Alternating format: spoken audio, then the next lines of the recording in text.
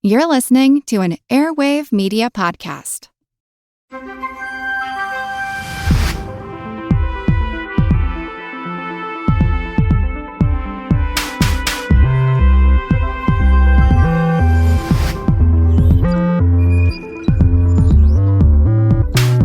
Welcome to Unbiased Science, where we bring scientific method to the madness. We're your hosts, Dr. Jess Steier and Dr. Sarah Scheinman. Woo woo! And this week, we are going to tackle a topic, concussions and TBIs, traumatic brain injuries, which is something I have a lot of questions about as a mom of two young kids who are starting to get interested in sports and extracurriculars. And Sarah and I are joined by another badass, is it Chicagoan? I don't know. I'm sorry. I do that really badly. You can turn that up. That super fan, just crank it to 11. Crank it. All right. Dr. Julie Bruene, who is a sports medicine physician with hold on. Let me get this right. So she's a sports medicine physician with special interests in acute and chronic orthopedic injuries, concussion management, care of female athletes, care of combat athletes, and mixed martial arts. I have questions about that. And special needs athletes. Also, no big deal, but Julie is the team physician for the Chicago White Sox, the Chicago Bulls, and DePaul University. She also happens to co-host an amazing podcast that you absolutely have to tune into. It's called Your Doctor Friends, and she co-hosts with another sports medicine doctor, Dr. Jeremy Allen. Thank you, Julie. Thanks for joining us today. Oh my God, Jess, Sarah, I'm so happy to be here. This is great. Let's have some fun. I also kind of feel like I'm a third wheel. Seriously. On your own podcast? On my own podcast. No, I really do. I feel like the two of you there's going to be a vibe. There's the whole Chicago connection. Mm-hmm. The whole thing is going to happen. And also, you both know so much about concussions and brain stuff. So I'm going to be doing a lot of listening and learning on this episode. Well, I also have a vested interest in becoming best friends with Julie so I could score some Bulls tickets. Planting that seed, huh? Oh, I'm just planning it right now. I also am an alum of DePaul University, which is actually where I did concussion research as an undergrad. Yay! Oh, third wheel. Full circle. You're not a third wheel. Full circle. So that's where my interest in this subject sort of originated. So this has been like 10 plus years in the making for me. That's awesome. I love it. I also want people to know that these two have been using a term that is scaring the crap out of me. Something lollipop head, and there's like a floppiness that they're doing. I don't know if you're watching this on YouTube, but I really, all jokes aside, I actually do have questions. It's interesting. It's my daughter, Sophia, who seems to be interested more in those like high contact sports versus my son, who's more of a chess kind of kid, which I love, but all right. So before we get into like the practical stuff, I don't know, Sarah, can you maybe just set the stage? So Sarah, if you don't recall, Sarah's background is in neurobiology. So from a neurobio perspective, what is going on when someone gets a concussion? Like how do we start this conversation? Well, so as a scientist, like my favorite thing to do is to just define terms. Like let's start every discussion by let's get it out there. What exactly are we talking about? So when we say concussion, what we're talking about is a mild traumatic brain injury or a TBI. And this is typically caused by an impact to the body or the head. And it causes the brain to bounce or even twist inside the interior of the skull, like inside of the skull. So usually this happens during some sort of a collision or direct impact. And the brain sits within the skull and it's surrounded by a fluid that's called the cerebrospinal fluid, which is basically just an ultrafiltrate of plasma, and it provides nutrients and protection to the brain.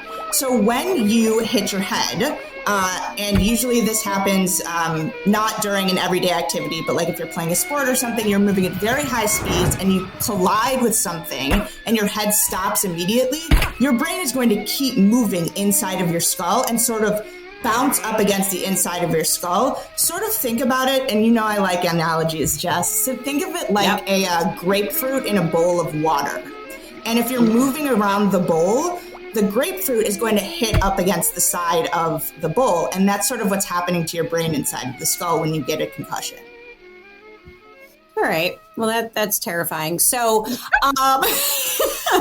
I mean, honestly, that really sounds quite scary. First of all, can we just, Julie, are you seeing a lot of concussions? Just so I like sort of understand the context of it. Is that something that you see a lot? I see a fair amount. I did a lot of training in it. So one, I just wanted to make a quick caveat to my intro. I'm not the team physician for all of those teams. I'm a team physician. There are many of us that work together to do it. And I'm not even like the head at the top of it, but happy to be a part of the Bulls and the White Sox. And Sarah and Jess, you can have Bulls tickets whenever you want. You can have as many White Sox tickets as you'd like too. Anybody want any of those? They just lost their 101st game. Over here. Yeah. Okay. Great. Okay. I love but you to guys. actually answer your question and to not just vamp for no good reason. A fair amount of my training in sports medicine. So just to be really clear, the type of physician that I am, I went to med school. I did a residency in family medicine, and then I did a fellowship, about a year of extra training after residency in sports medicine. So I'm not a surgeon. I do all the non-operative stuff, and a fair chunk of that involves. To be honest, it's usually the acute management of concussions. So like when I cover things on the sidelines or when I'm seeing people in the in the office, I'll have a kid that comes in or an adult or whoever that says, hey, I had this injury, I bonked my head, something happened, I feel weird now. Do I have a concussion, or I was diagnosed with a concussion from XYZ other person? Please help me manage this. So I do see a fair amount of it. We have one of, in my opinion, and really I don't think it's all that biased, one of the best concussion specialist neuropsychologists in the region named Dr. Beth Piroth in our practice. So we filter a little bit more of the more complicated concussion cases to Beth because she absolutely rules. She's been doing concussion work for 20 plus years. She works for, oh my gosh, the Chicago Bears, the Blackhawks, the Bulls, every team you could possibly think of, Beth has worked for it, the National Women's Soccer League teams. She's amazing. So one, it's great that I get to learn from Beth Piroth and also collaborate if I have a case that is a little bit trickier or harder to manage. But in general, I'm seeing more of the hey, I had an acute event, something's not right, I don't know what to do, or my kid might have a concussion, their athletic trainer said that they had a problem, please help me. Help me figure this out so I can get better and go back to play or feel normal again. Got it.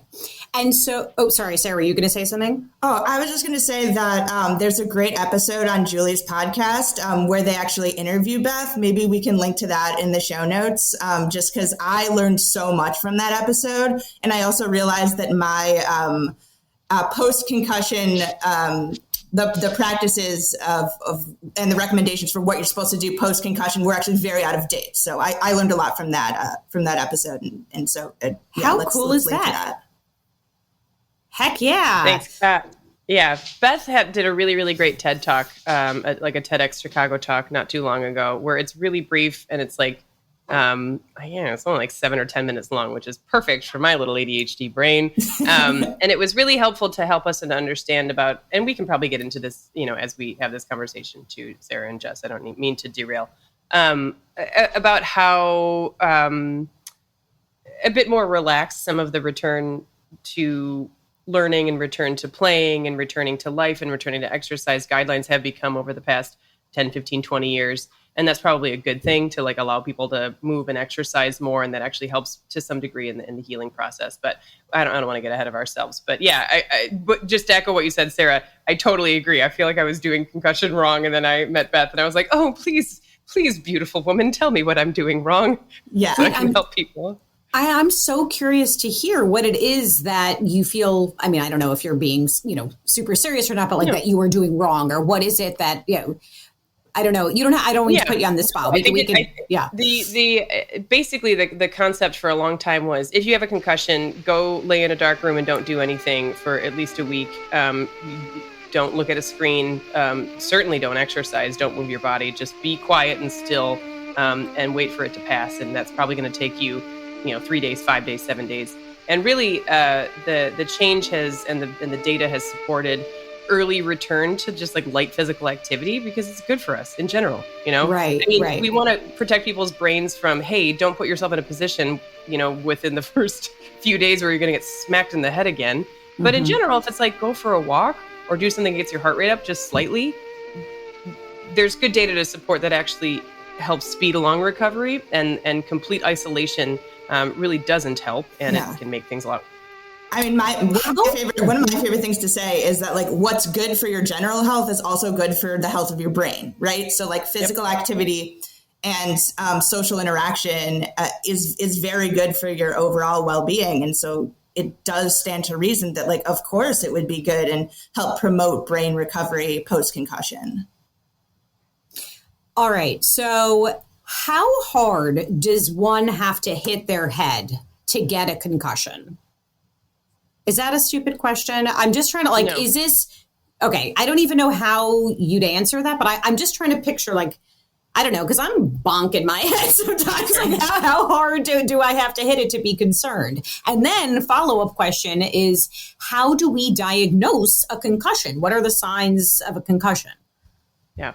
Sarah, I don't know if you wanted to field that one. My brief answer is we don't know how hard it is. You have to hit your head to get a concussion. Right. We have no idea. And it's different for everybody. And I think you probably saw that answer coming, Jess. And it's not a gradient, right? Like, I mean, there are different severity levels of concussions as well. And I mentioned that cerebrospinal fluid that your brain's sort of sitting in, going back to that metaphor or that analogy of the grapefruit in the bowl of water, of the water being the cerebrospinal fluid in this case.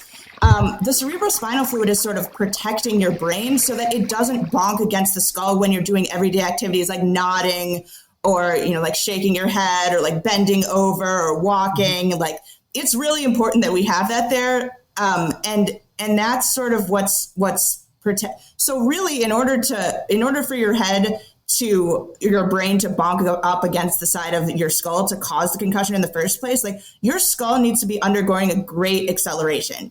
Just thinking back to, your intro physics class, like Newton's second law of motion, like force equals mass times acceleration. So the force, right, is directly proportional to the speed at which your head is moving prior to that collision or that impact.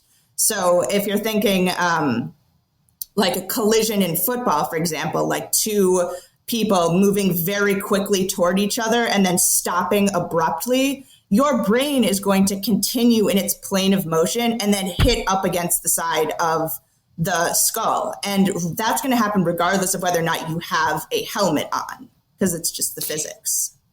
And I would imagine, and obviously correct me if I'm mistaken, that a child's brain and development is perhaps, might it be different if a child is getting concussed versus an adult? I don't know. I might be jumping the gun here. But again, as a parent, I'm just thinking my young children, I don't know how formed their brains and skulls are, and are they more delicate and more sensitive? That makes sense to me intuitively. So probably another stupid question. No, I don't think it's stupid. And Sarah, I think you can field this one as well. But my brief answer is no. I mean, there's kind of pros and cons to having a developing brain. Your developing brain also bounces back relatively quickly-ish, sort of. I don't know. Our brains are old and dried up and full of mothballs. And while we probably get fewer concussions as we get older, just because in general we put ourselves in fewer situations as a population than young people do as a population, because they play more, team sports and all that kind of stuff. So like if you look at an epidemiologically, you're going to see more kids having concussions than adults. That being said, when you're talking about mild traumatic brain injuries, we're not talking about skull fractures, we're not talking about brain bleeds, and you're talking about a person's brain that is, has normal spinal fluid, is generally, all the parts are in the places that they're expected to be. They don't have some type of skull malformation or whatever like that. All things being equal, in general, kids have a pretty high ability to recover from these things, especially if it's once and it's simple and there's not a lot of other mitigating factors to it. I think what we're probably going to get into is when we're talking about repetitive hits. And what's tricky is those repetitive hits, we don't know if they need to be great big giant hits that make everybody go gasp and everybody runs onto the sidelines, or if it's repetitive hits over and over and over and over again. And is there some other X factor that we don't understand that makes somebody way more susceptible to getting concussions? Or if they do have these mild traumatic brain injuries, do they then go on to have long-term problems from it? And Sarah, I'll let you field that one more because it's just outside my scope to some degree. But that's really where the kicker is what's happening long-term to young people and how can we protect them so that we're not putting them at risk. Because here's the thing, sports are fun. It's supposed to be fun. We're not like training children for the Hunger Games so that they can, make it through the hard winter and we're just like bulking them up so that they can survive the famine. Like, this is for fun and entertainment. The point of this is that kids can learn how to win, learn how to lose, learn how to to bond with their friends, learn new skills, move their bodies, enjoy, being together. That's the whole point of all this stuff. Not so, we as overzealous parents or weird aunties from the sideline are screaming things. Like, the whole point is to have a good time. And so it is asinine to not have the highest, put the most weight on protect these kids. This is for fun. This is not for training for anything. Right. Let's remind ourselves of that. Mm-hmm. Julie, let's just chat a bit about signs and symptoms. Yeah. And the cool thing, and where there's been a fair amount of great education, is to share this information democratically. And to create different forms and different ways of teaching, like parents, coaches, anybody who's involved around sport to be like, what should I be looking for? And so there's been some pretty nice educational materials that have gone out over the past several years. And I'll go to them in a moment. I'm just citing the CDC's website right now on the signs and symptoms of concussion, which is actually a pretty nice source, and they've outlined things quite well. So they cite the following observable signs in people that may have a concussion or TBI. If you can't recall the events before or after a hit or fall, if the person is appearing kind of dazed or stunned, like they got those kind of like big Bambi eyes and they don't quite are taking a little bit slower to respond to your queries, your questions.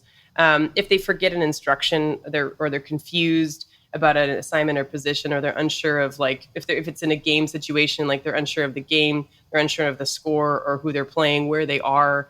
If they just move generally clumsily, if their balance seems to be off, again, like Bambi-eyed, Bambi-legged, answering questions very slowly. I wanted to touch on loss of consciousness, and I wanted to ask you about that, Sarah, because for a while, I remember earlier in my career, we were learning about concussion. One, there was a thought and a misnomer of you had to have a loss of consciousness for this to be a concussion, and that's just not true. No. But also, loss of consciousness was either a good prognostic factor or a bad prognostic factor, meaning like, if you got knocked out, that's bad. And I feel like I learned that for a while. And then there was a moment where, around the concussion zeitgeist, it was like, no, if you get knocked out, that's good. It's a protective factor. Yeah, I don't think it's good or bad. I mean, I think loss of consciousness is sort of like your brain's, like, it's sort of a protective mechanism for your brain. It's kind of like, there's like too much going on right now. Time to like close the curtains. Like, we're just going to chill for a second and then reset and then come back, to do a hard reboot, basically. Right. Exactly. That's how I think about it. And usually the loss of consciousness occurs following like a more severe hits. So like we kind of mentioned, like not all concussions are created equal. I mean, it's kind of a heterogeneous condition a little bit, because you could get a mild concussion or you can get like a more severe concussion. And I think that is predicated upon the severity of the symptoms. Right? Because like another thing I wanted to mention too is that it's not like what's tricky about concussions is that you can't, there's no test really, physiological test. I mean, because oftentimes it's not going to show up on a brain scan. And there's not really like a blood test that will tell you definitively if you have a concussion or not. And it's completely dependent upon a third party sort of assessing the symptoms of the person that was injured. And that's kind of, where the loss of consciousness is kind of like, that's going to happen before you can assess the symptoms, sure. Right? Like you have to wait till, provided that loss of consciousness even occurs, you have to wait till they come to, and then you're going to assess like, okay, what do you remember? What's happening? Are you? Yeah. So it's not like there's imaging or anything like that could confirm a concussion. It's really these signs that you're describing. Okay. Now, and I don't know if there's anything else that you wanted to say about signs and symptoms, but for me, as the only non-athlete in the room right now, I guess my only point of reference for what to do when a person has a concussion are TV shows when it's like, don't let them fall asleep, like you're like smacking their face and keeping them up. Is that a thing? And if so, why is that a thing? Or is that just absurd TV land? Yeah, it's not about concussions. It's about if you had a concern about somebody having a brain bleed. So that is a real thing. If somebody gets hit really hard in the head, especially, it would be odd for it to happen, from like, I bent down to clean the litter box and smacked my head on the shelf, and now I'm worried that I have a subdural hematoma. But somebody having like a big even like a ground level fall and smacking their head really hard, or being in a car accident or falling off the swing set or something where you're like, this was a pretty high energy fall. I'm a little worried about this. Or someone who's older, or someone who's on blood thinners, or you're worried about other reasons why they might be at a higher risk for a brain bleed. And so the concept is that the people may have this sort of period of lucidity where they're feeling okay, they smack their head and they feel fine. And then usually within a period of a few, like 2 to 3 hours, that's when they start to rapidly deteriorate, meaning like they become much more somnolent. They're not going to answer you. They're very lethargic. You may notice changes in their pupil shape, and they're unequal. They may just get very like nausea, vomiting, like losing, just not looking well very quickly. And so, I mean, you could make a recommendation, and Sarah, let me know if I'm wrong about this, of like, somebody you're worried about smacking their head real hard. You don't need to wake them up every 2 hours or every hour throughout the night, but you certainly should probably monitor that person for at least 2 to 3 hours. Right. It's more of an acute time point that you need to be concerned about this. I mean, because like you said, usually the clinical manifestations of a brain bleed or something more serious is going to manifest just in a couple of hours post injury. So, it's not like, stay awake for 24 hours post concussion. I mean, I think that would probably make things worse, honestly. Right. Yeah. And I think that's well documented too, of like, don't wake up your kid every hour. 1, you don't want to do that. 2, they don't want that. They have a concussion. They should be sleeping. But I think you're absolutely right. I think within the first couple of hours. So even like, for example, if I'm covering a soccer game and I'm worried about an athlete that got smacked in the head, I'm going to make sure, and I'm going to tell my fellows and everybody I'm training, you're going to check that person after the game. Because you don't know if they've deteriorated. And if you're just like, yep, you're fine, see you later, like I did my due diligence at halftime, they could acutely worsen within that next 90 minutes. And that might be something that you're worried about, that you might want to go to the emergency department to do something like a brain CT to rule out not a concussion, but a skull fracture or a brain bleed would be what we're looking for. Okay. So a patient shows up, you're assessing them, you determine you think that they do have a concussion. What do you do? What is the treatment? Yeah. Real quick, the assessment, the sideline, and I keep calling them sidelines. You don't have to be on the sidelines. And then everything is about sports, even though I'm a sports medicine doctor. I'm not even really that much of an athlete either. I just like sports. So like, it's not like I'm some like crazy marathoner or whatever. Like I'm not. She's lying. I'm not. Well, I think it is a misnomer. Sports medicine people come in. I see a lot of like older people with arthritis that just want to feel better. Like it's whatever. But so we call we call it the SCAT-6. It's a sideline concussion assessment tool. And there's been many iterations. We're now on 6, which is my favorite number. So yay. And it's a really nice sideline assessment tool, or just like next to the person assessment tool. To do it really well, you probably should have some training. And it's recommended that folks that are administering this test are, have training in it. So like, someone like me or Sarah or Jess, you could do it too. Athletic trainers are really, really good at this. But basically it's running through a lot of different, sometimes just basic stuff. Like, where are you? What day is it today? Like just the general orientation questions. What's that kind of stuff. It's giving like a quick and dirty assessment of where are you at right now as far as thinking, balance, eye movement, just like a kind of a general neurologic evaluation. It does not take very long. We're talking like 5-10 minutes tops. There's a couple different memory questions where you ask them to, remember 5 words, and then you ask them to remember them again at the end of it. And based on that, you get a numeric score. And what's nice about those things is that you can utilize the SCAT scores to kind of give us generally okay degree of like, hey, is this person objectively getting better? Because it's tricky, like really when we're diagnosing somebody with a concussion, it's like you got hit in the head, or there was some degree of change of velocity to your head that caused a change in your symptoms. And that can sound very, very vague, but Sarah, is that sort of in the realm of what your understanding of diagnosis of concussion would be? Yeah, absolutely. I mean, it is like for it to be considered, like concussions are like they're considered a mild traumatic brain injury. So an injury to the brain, by nature is going to manifest in a change in both structure and function of the brain. So function of the brain being the symptoms, structure, of the brain being, what's going on at the neurobiological level, which just very simply, what's happening like within the brain when you have a concussion, is that the neurons, which is the major cell type within the brain, your neurons are getting stretched. And depending on the severity of the injury, they can also even break.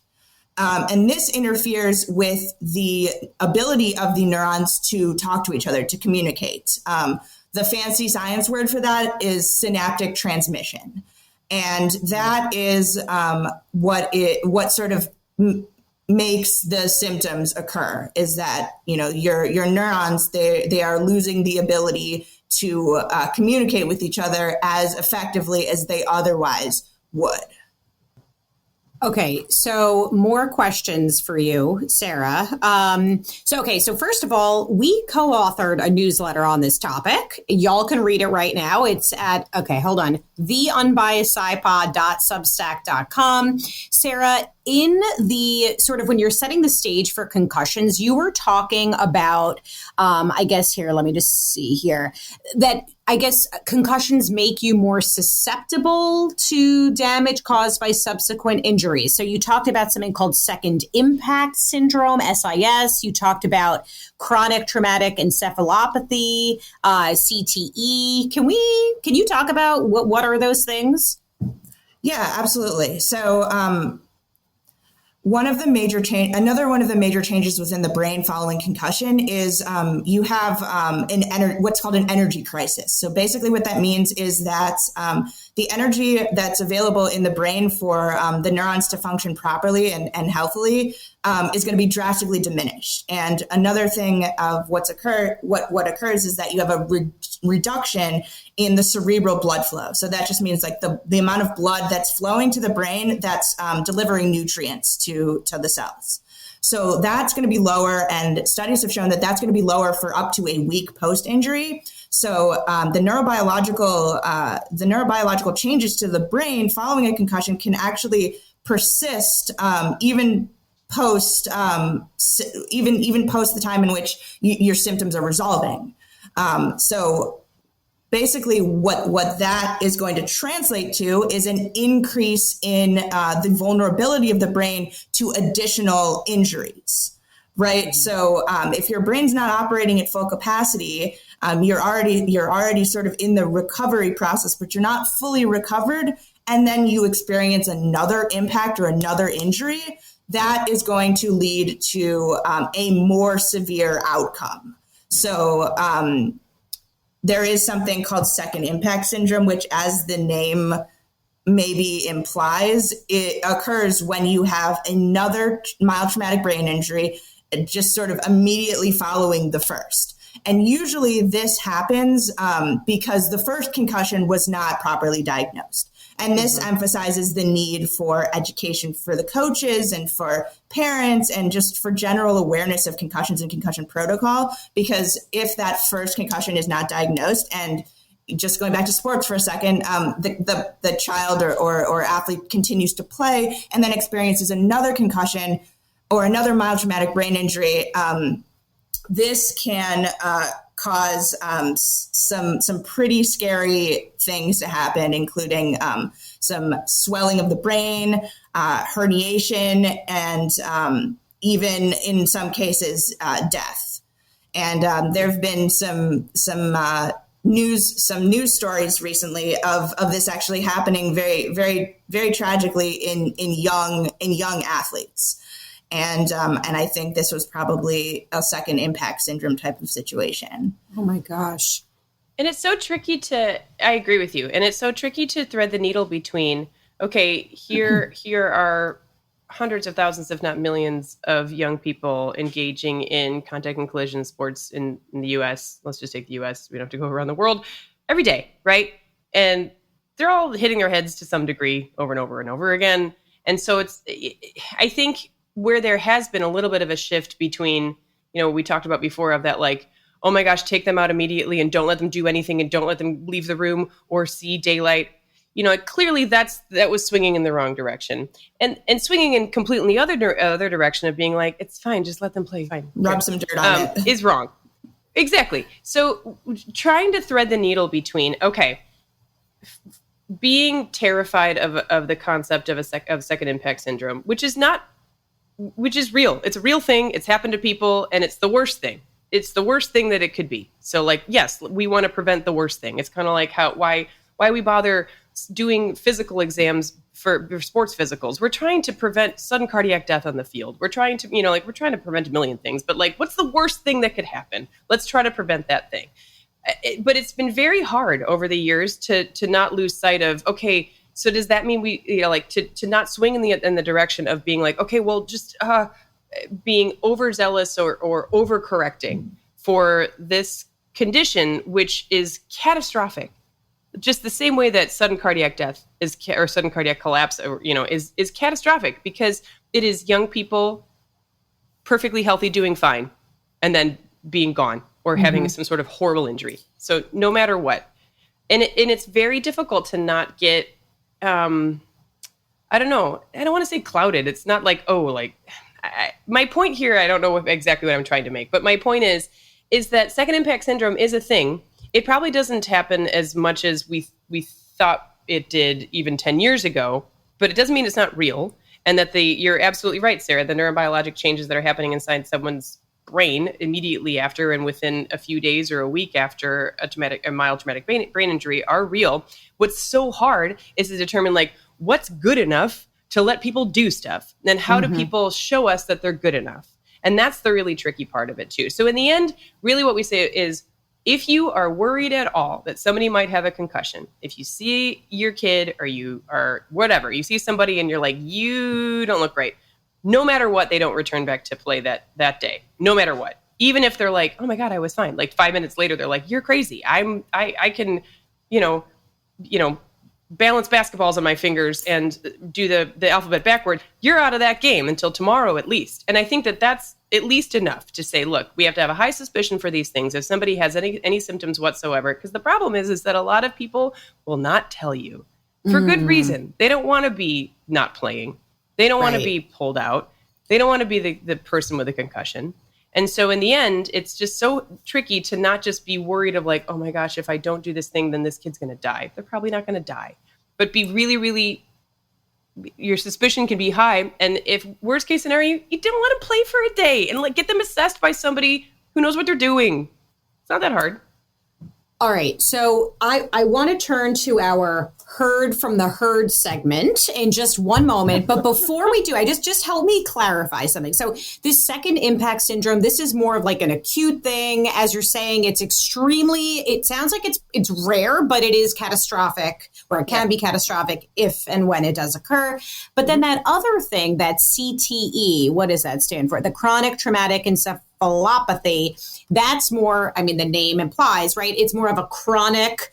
Are we talking, because I'm thinking, like, I've read news about these like older athletes who played football for, I don't know, decades. Is that the CTE that when they have these, I don't know, neurological issues? I'm probably botching this, after like a career playing. Is that what we're talking about, CTE? Right. So CTE is, like you mentioned, it's more of a chronic thing. So symptoms of CTE don't usually manifest until like 8 to 10 years post, like at least 8 to 10 years post the experience of like repetitive traumatic brain injuries.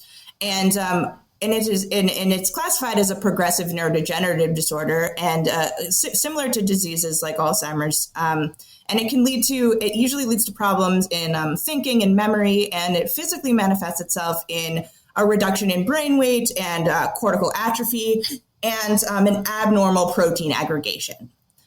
So these are things that you actually can pick up on brain scans, and CTE is really thought to be a direct result of experiencing like not just like one or two, but like a career's worth of brain injuries. Got it. Okay. It's tricky too. I mean, we kind of danced upon this when we were creating and putting our heads together for the outline for this episode. I mean, talking about CTE could be 50 different podcast episodes of the three of us talking together, because of how our understanding of it changes, and how the science changes, and how the data changes, and how things evolve. And I'm not touting myself to be the expert on CTE. I would defer. But one thing that I feel like I learned more recently is, and I really love getting bogged down in semantics a little bit. I love language, and I love using the right language for things. And who the hell knows this is the right language of the moment. But I was reading that there's a 2022 sort of Amsterdam summit of all of the concussion guru folk all getting together and making decisions about what kind of language are we using? What is the most recent data show? And this is 2022, so it's not the most recent, but this is the most recent consensus statement. And I've learned a few things about what we're calling CTE. And it's interesting because they're kind of dividing it into two categories, and this might be getting a little bit too esoteric. The concept is like CT, like what is a clinical diagnosis and what is a neuropathological diagnosis? Like what is something that we see on a brain scan or on an autopsy of somebody who has, are there visual changes that you can look at somebody's brain goo and see that it looks different than your white matter, whatever, versus someone who actually is displaying symptoms of this problem. And what was interesting is that there are two different names for these conditions. One of when people are manifesting symptoms related to what we think is sort of CTE. And then there's also like what their head looks like, either under a scan or under a microscope. And I found that really interesting because in the end, we don't know if those two things completely correlate or how they correlate. And there's a lot of confounding factors here as to why we may see these changes in people that have played sport for a long time. And is there some other psychosocial factor that is coming into play? Are there other genetic things that come into play with the types of people that play different types of sports? But it was interesting that the actual, like the post-mortem neuropathology is being referred to as CTE neuropathic change, or CTE-NC. And basically what we're calling like the actual symptoms or the syndrome that someone is experiencing is called traumatic encephalopathy syndrome, or TES. So I just thought it was interesting to say, like, hey, we have a little bit of new language for this, like what it looks like in a living person who is experiencing symptoms versus what it looks like on someone's dead brain being sliced up. Oh my gosh. Let me just switch gears to heard from the herd. Heard from the herd. So a couple of questions for y'all. So, all right, talking about treatment after a concussion. Physical therapy. What about the effectiveness of vestibular physiotherapy? So can you just maybe, Julie, can you just talk a little bit about treatment? Yes, I'm going to talk really briefly because there's a lot of noises happening right now. But yes, the treatment now for concussion is a brief period of rest. It's getting the correct diagnosis, and then it's also treating the symptoms. And a lot of the symptoms relate to undiagnosed, like neck injury. You think about it, your neck is what's trying to hold your head in place. And so when you're getting sort of, this whiplash or you get hit hard, a lot of people will get like cervical myofascial or like neck strains. And so they may continue to have headaches and symptoms that have nothing to do with the fact that their brain may be pretty well recovered. And they're like, man, it's been like 4 or 5 weeks after my concussion, and I'm still having these these headaches in the back of my head, and it's driving me nuts. Those may be cervicogenic headaches. You just need a little bit of PT and you'll do so great. The other thing is vestibular therapy. So a lot of folks that have concussions may have balance issues. So your vestibular system is sort of what tells your brain where your head is in space.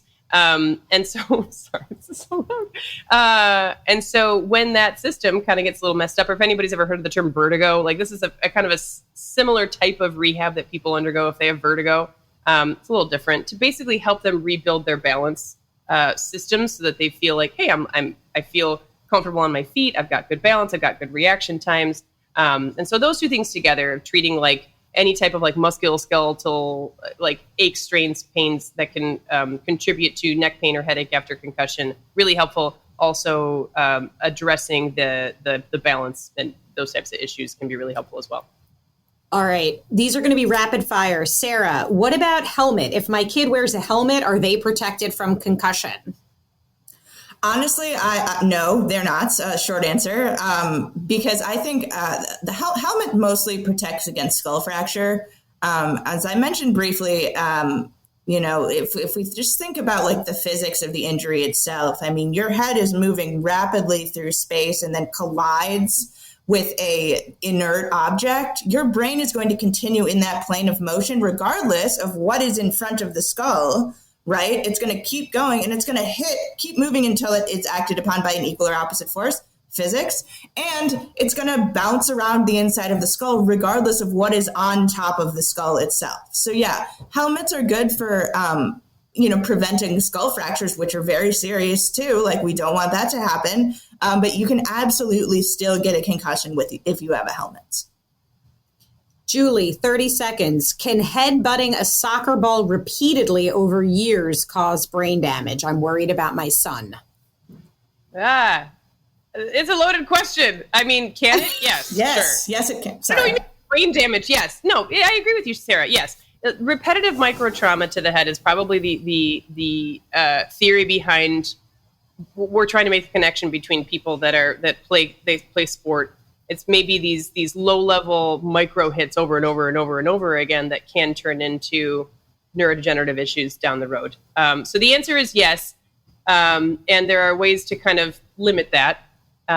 Personally, and if you ask Beth Pieroth, I think headbutting or heading soccer balls is stupid and it shouldn't be a part of soccer anymore. I don't get the point of it. Don't do it. Your head is super important. Hit it with other parts, not your hands. Stop it. Don't do that. Got it. All right. And I can't believe I meant to kick off the episode. Haha, see that? The episode with this question. Have either of you had a concussion? Oh my God. Yes, I did. Yes. Yeah. It was my dad's 50th birthday, and I was walking around with a box on my head because we just got a refrigerator delivered, and my sister Maggie pushed me over in the box, and she felt real bad because I got up after I got hit and I couldn't remember anything. I was like Memento. I could not remember anything. Oh, we went to the hospital, and I kept making the same two jokes. One, I asked what day it was, and it was August 16th, and I kept telling my dad happy birthday. I did that one. Oh, perfect. You and Randy. And my sister-in-law, Lauren. You guys are all great. I kept saying happy birthday to my dad, and then I kept looking underneath the sheets to see if I was wearing my own clothes because I had no memory of what it. And then I remember I woke up at like 3 a.m. and my memory came back, and my mom was like, "Oh my God, thank God you're not like this for the rest of your life." Oh yeah, I've my had one. God. And Sarah? Oh God. So I was 16 and I had just given blood at my school's blood drive. And I walked up a flight of I probably jogged up a flight of stairs to my locker because it was the end of the day and I wanted to go home.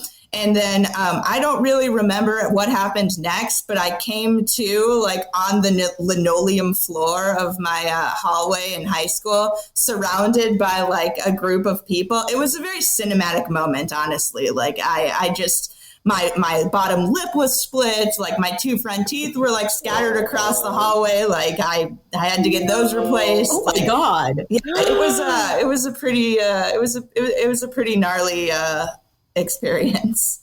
Okay. Also, side note, these were not the responses I expected. I thought I was going to be like, yeah, during rugby or like something like that. You're like, while donating blood, while moving a refrigerator or whatever. Anyway. No, I was not moving a refrigerator. I was playing in a box and my sister Maggie pushed me over and she feels bad forever. Okay. No. Yeah. Well, Maggie, it's all your fault, Maggie. You're forgiven. No, she's forgiven. Okay, she's forgiven. So, all right, last question. Then if there's anything else you feel like we didn't touch on that we absolutely have to touch on when it comes to concussion. I'm a parent. Are there any, pretend that you're me, put yourself in my shoes. And I know we tend to steer clear of absolute statements on unbiased science. However, are there any sports that you would say no to your kids signing up for? Full contact football. I worry about full contact football, especially yes, I agree with you. I think it's a little, and to be honest, it's funny because I really do enjoy taking care of combat athletes and mixed martial arts. I don't think I would have my kid be particularly not boxing. The whole point of boxing is to give somebody a concussion. That's how you win. If you're saying that knocking them out is a concussion, which it seems like in many of those cases it is. So the whole point of boxing is to create head injuries. So I think, I'll back up and say I would not involve anybody really in boxing, even though I enjoy taking care of those athletes because I think they deserve good care. But I probably wouldn't encourage folks to do it. And just to give some historical context in boxing, was before, people knew the science of concussions and everything like that. Oftentimes boxers would, people would say that they had like what's called punch drunk syndrome, because they, would be they had all of these symptoms, like they were sort of like dazed and like move kind of slower on the uptake after like X amount of years, sustaining repeated head injuries. And that was, before we had concussions and mild traumatic brain injuries, like that kind of language. It was like, oh, well, just boxers, they had punch drunk syndrome. Like they just were, a little slower to move around, like a little slower to answer questions. I love that. I love that. And talking about, I agree.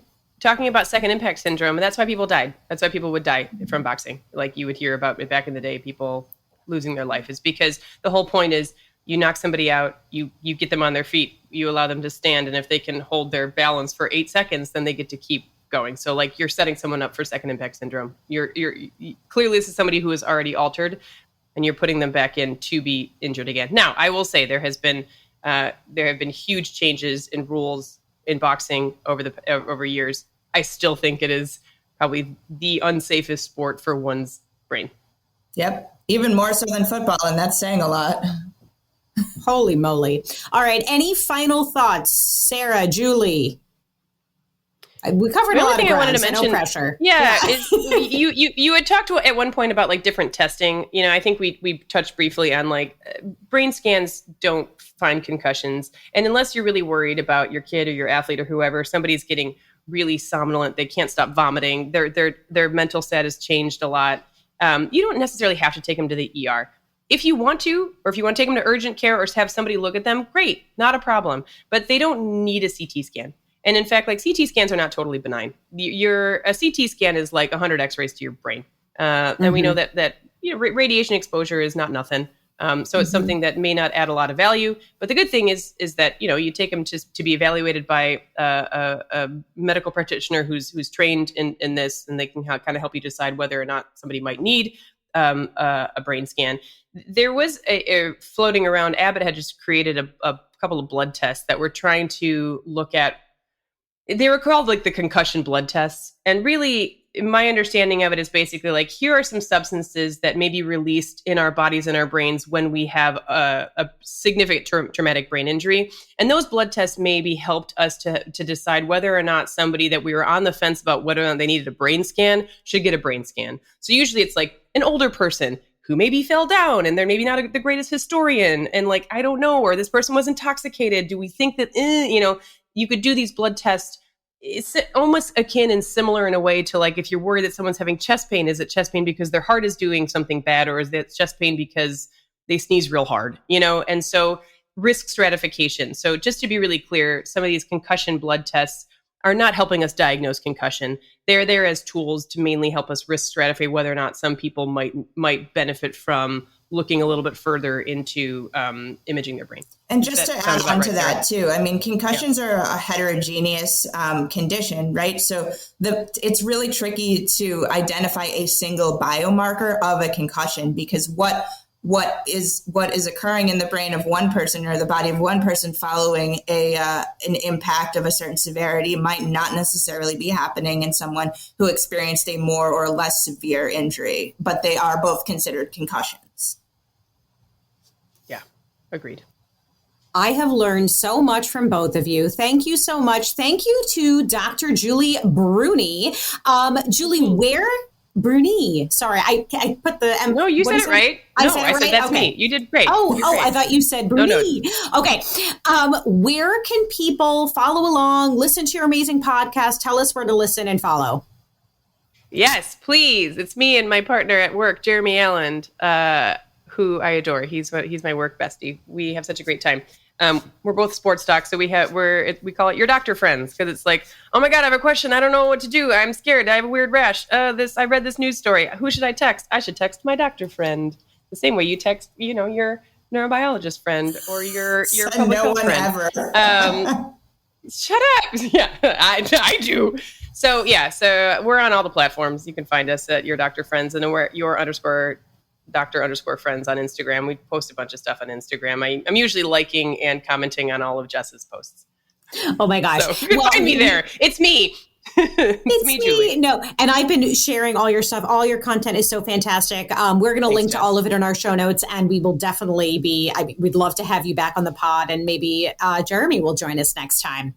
Yay. All right. Well, everyone, we thank you for joining us today. We hope that you found this episode informative, interesting, and practical. For more Unbiased Science, you can follow along on social media at Unbiased SciPod on Instagram, Facebook, all the platforms. Please also sign up for our Substack. We put out a weekly newsletter. It's free to subscribe. We never put any content behind a paywall, but there is a paid subscription if you are able and willing to support us. You can sign up at theunbiasedscipod.substack.com. You can watch us on YouTube. We're recording video if you want to see our faces, all the things. But no matter what, we are just super grateful for your support. And also please leave us a review. That is another really great way to support the pod, is to let us know what you think. Anyway, thank you so much for tuning in for No Nonsense, Just Science.